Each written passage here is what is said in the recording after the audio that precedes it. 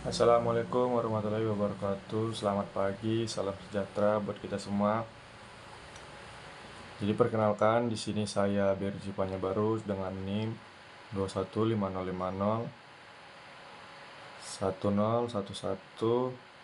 10111 dari kelas K1 Sosiologi Peternakan. Jadi pada video kali ini saya akan membuat sebuah video tentang tugas yang diberikan. Jadi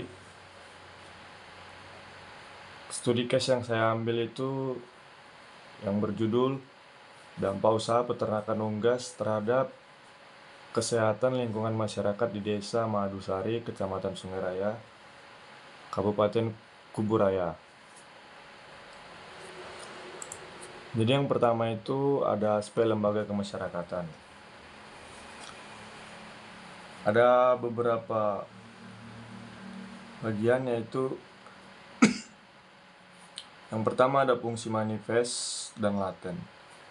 Fungsi manifest, fungsi manifestasi, fungsi positif, yaitu dapat menciptakan lapangan kerja, penyediaan kebutuhan daging bagi masyarakat sekitar usaha peternakan. Lalu ada fungsi latennya atau fungsi negatifnya, yaitu polusi udara yang dapat mencemari udara sekitar akibat bau dan amonia dari kotoran unggas, meningkatnya populasi lalat dan kontaminasi air sumur di sekitar peternakan. Lalu ada juga penurunan kualitas kesehatan masyarakat. Berikutnya ada tantangan sosial, yaitu adanya konflik antara pemilik peternakan dan warga sekitar. Ketidakpedulian pemilik dalam menjaga kesehatan lingkungan dan kebersihan lingkungan sekitar perusahaannya. Lalu ada peran lembaga dan pemerintah. Pemerintah melalui Dinas Peternakan harusnya dan sebaiknya memberi himbauan agar peternakan tidak didirikan atau dibuat di dekat pemukiman. Lalu peran masyarakat dalam mengontrol sosial himbauan tersebut terhadap peternak. Ada saran perbaikan, yaitu penyuluhan bersama pemerintah, penyuluhan pertanian, dan dinas kesehatan. Sebaiknya dilakukan penyuluhan pada peternakan-peternakan yang didirikan yang berada di sekitar pemukiman warga, karena itu nanti dapat mengganggu hal-hal tersebut. Lalu yang kedua itu ada kekuasaan dan wewenang. Bagian pertama itu kekuasaan dan wewenang pemerintah, yaitu ada kekuasaan formal. Pemerintah daerah, khususnya Dinas Peternakan dan Lingkungan Hidup. Lalu ada implementasi wewenang. Pemerintah telah memberikan himbauan terkait lokasi peternakan yang sebagaimana harusnya. Yang kedua ada peran dan kekuasaan pemilik usaha peternakan. Ada kekuasaan ekonomi, yaitu di mana pemilik peternakan memiliki kendali atas sumber daya ekonomi. Ada kelemahan pengelolaan. Banyak pemilik usaha mengabaikan tanggung jawabnya terkait dengan pengolahan limbah, kotoran, dan pencemaran udara di sekitar. Ada kekuatan masyarakat lokal dan ada keseimbangan kekuasaan.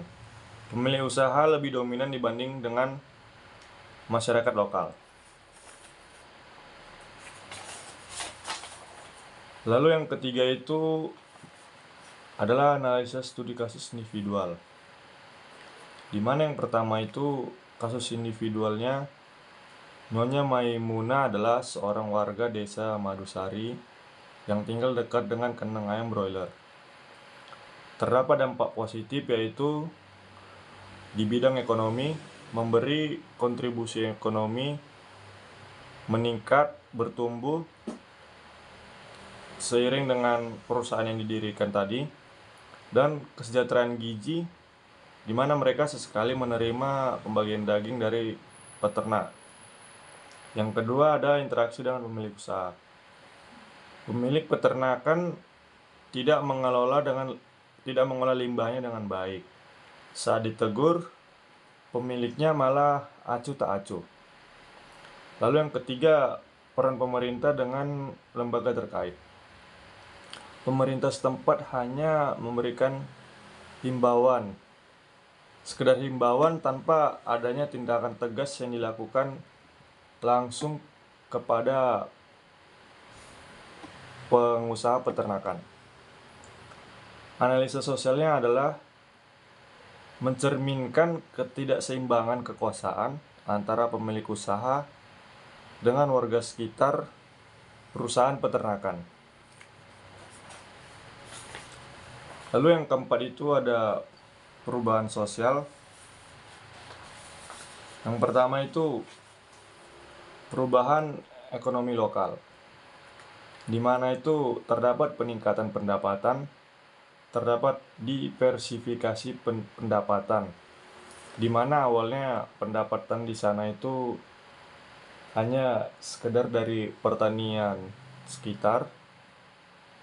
Sekarang itu terdapat peternakan dan usaha keluarga milik peternakan tadi. Yang kedua ada dinamika sosial, yaitu ada pola interaksi baru, ada konflik sosialnya juga. Yang ketiga, perubahan lingkungan hidup, degradasi kualitas lingkungan, di mana yang tadi sudah tercemar akibat kotoran dan amonia yang disebabkan dari perusahaan peternakan broiler. Lalu adanya kesadaran lingkungan masyarakat sekitar. Yang keempat, transformasi budaya dan nilai. Adanya adaptasi pola hidup terhadap terjadinya perubahan lingkungan sekitarnya. Lalu adanya perubahan nilai kolektif. Yang kelima itu peran pemerintah dan institusi, di mana yang pertama regulasi dan penegakan yang didorong oleh pemerintah seharusnya dilakukan, dan yang kedua kurangnya pengawasan dari pihak berwenang. Yang keenam adalah dampak pada kesehatan masyarakat, di mana munculnya penyakit yang disebabkan oleh pencemaran lingkungan dan kesadaran akan kesehatan yang wajib diperhatikan oleh masyarakat sekitar. Yang kelima itu ada beberapa bagian, yaitu ada tahapan proses. Yang pertama itu ada tahap inisiasi awal perubahan. Yang kedua ada tahap eksperimentasi. Yang ketiga ada tahap adopsi. Yang keempat ada tahap institusionalisasi. Lalu ada tahap konsolidasi. Lalu bentuk perubahan sosialnya, yaitu yang pertama perubahan struktural, di mana ada faktor ekonomi dan penyediaan lapangan kerja. Yang kedua, perubahan nilai dan norma, di mana norma baru berkaitan dengan pengelolaan limbah yang seharusnya dilakukan dan perubahan gaya hidup. Yang ketiga, perubahan interaksi sosial, di mana konflik dan kolaborasi seperti pemanfaatan limbah yang dapat dimanfaatkan untuk pupuk. Lalu adanya hubungan baru antara pemilik perusahaan peternakan dengan pemerintah sekitar, pihak berwenang, dan masyarakat sekitarnya. Lalu ada perubahan ekologis, di mana ada degradasi lingkungan yang terjadi karena pencemaran lingkungan, kerusakan lingkungan, dan kesadaran masyarakat sekitar terhadap lingkungannya yang seharusnya mereka perhatikan. Lalu ada rekomendasi solusi, yaitu sebaiknya pengelolaan limbahnya harusnya diperhatikan oleh pemilik usaha peternakan dan pihak berwenang seperti pemerintah dan dinas peternakan harus bisa memberikan edukasi dan solusi terhadap masyarakat dan pemilik peternakan.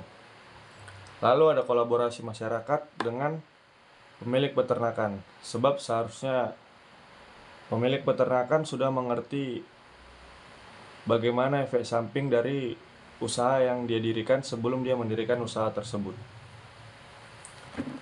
Sekian yang dapat saya paparkan. Semoga dapat bermanfaat. Lebih dan kurangnya saya mohon maaf. Terima kasih.